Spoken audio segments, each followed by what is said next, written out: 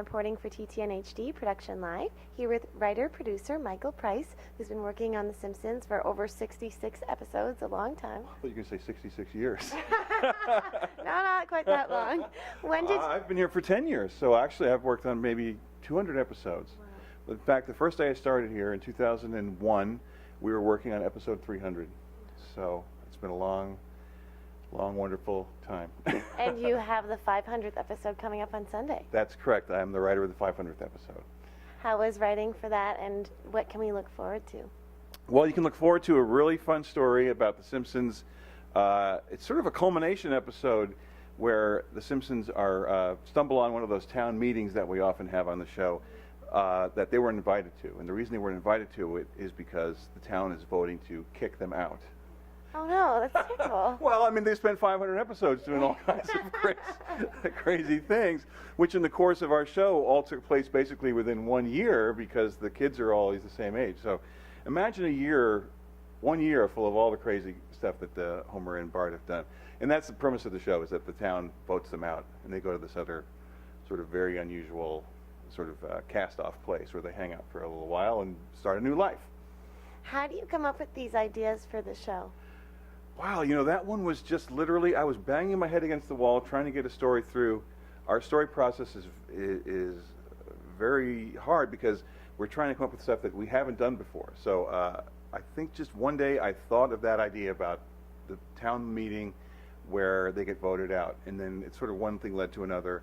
And actually my son, I have a 14-year-old son who he had a couple of years earlier had stumbled upon a place very much like the place where the Simpsons end up going, in sort of northwest Los Angeles County, this kind of unincorporated area where people sort of know that they're sort of living under the radar. And he thought it was a really cool, he said the Simpsons should move there because Homer could do whatever he wanted and not get in trouble.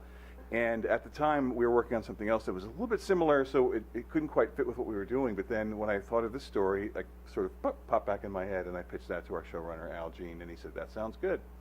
And then once I wrote the episode, then he said, oh, this might be a good one for the 500th episode because of the sort of subject matter of it.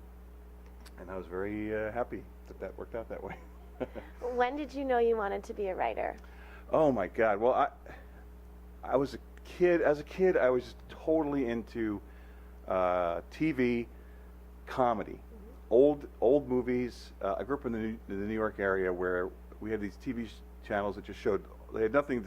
They had no shows, so they just showed like Bugs Bunny cartoons, the Marx Brothers, W.C. Fields, Abbott and Costello, and every old sitcom.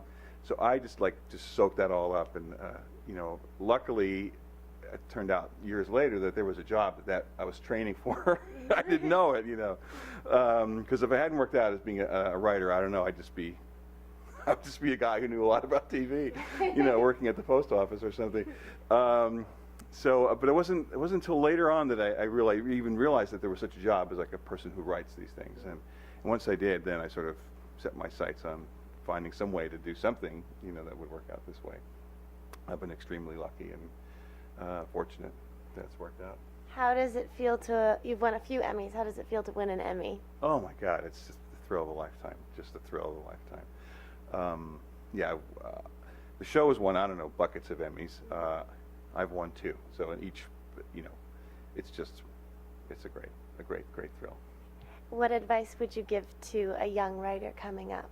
Oh boy, well I think, first of all, hopefully you have enough confidence in yourself that you know that you're funny or you know that you're a good writer, and then just to stick with it, just to do whatever you can. If you really know that this is what you want to do, and there's really nothing else you can do, which is how I felt. Like I literally felt like I'm either going to make it in some way, have some kind of career in show business, or I don't know. You know, I didn't really have anything else to fall back on. I had no other skills except that I spent all my entire childhood watching F Troop. But but I'd say, you know, if you really know that that's what you want, because it's very hard, it's a very difficult life to choose it, you know, and you struggle a lot before hopefully you start getting some work. But if you really know that's what you want and you're really passionate about it, then hopefully it'll work out for you.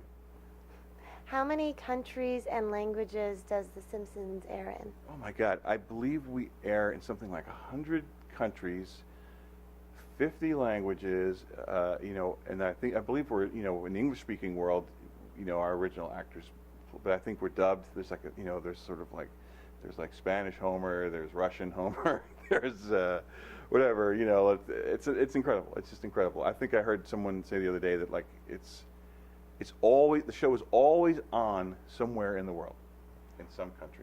How does it feel to be influencing so many countries and so many languages? And do you write according to that at all? Do you try to broaden your comedy?